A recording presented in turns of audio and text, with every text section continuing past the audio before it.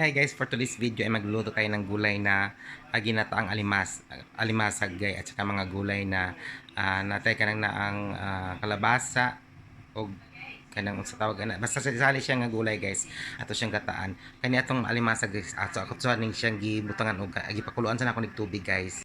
Mo din atong alimasag guys akong gipakuluan og kanang tubig guys para maluto siya. Nagkaluto niya konti atong isagol sa atong gulay guys, hawan para maluto-luto siya. Hiwa-hiwa na ito ka na ang mga lamas guys. Lagyan natin siya ahos, sibuyas,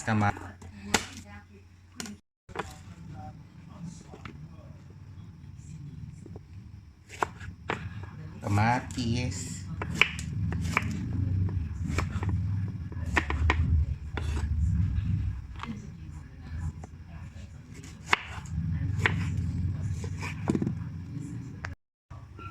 luya gamay. Butangan po na siya luya guys, gamay lang.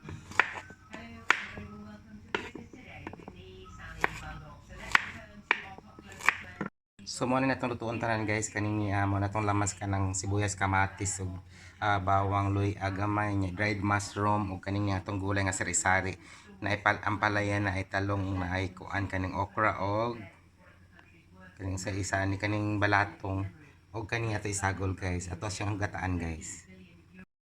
So ato sang gisawan niya ato ang atong bawang,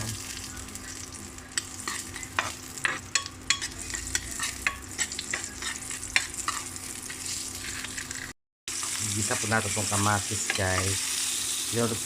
Ilunod na po nato nito ang sibuyas.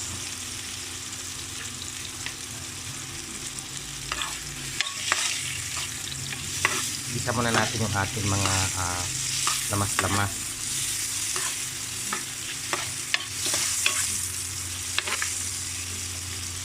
Ilunod natin itong gulay guys kay para maluto dito. Saka natin kalagyan ng kata. Isabay natin yung ating crab.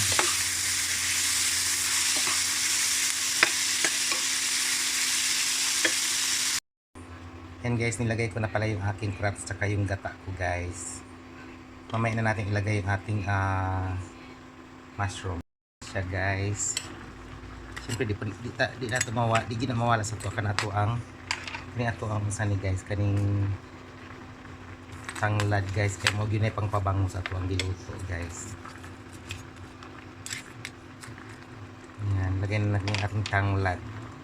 Ilagay na rin po natin yung ating mushroom sa taas. Yan, dry mushrooms lang yan siya guys. Tapos inano ko lang, hinugasan ko kaya naging ganyan siya. Antayin lang natin yung maluto siya guys. Luto na po yung ating ginataang crabs guys with mushroom na sari-saring gulay guys. Lamig kayo guys. Sarap. Kanina nangangagat pa itong itong alimango, ngayon na siya. Naluto ko na siya guys. Thank you for watching.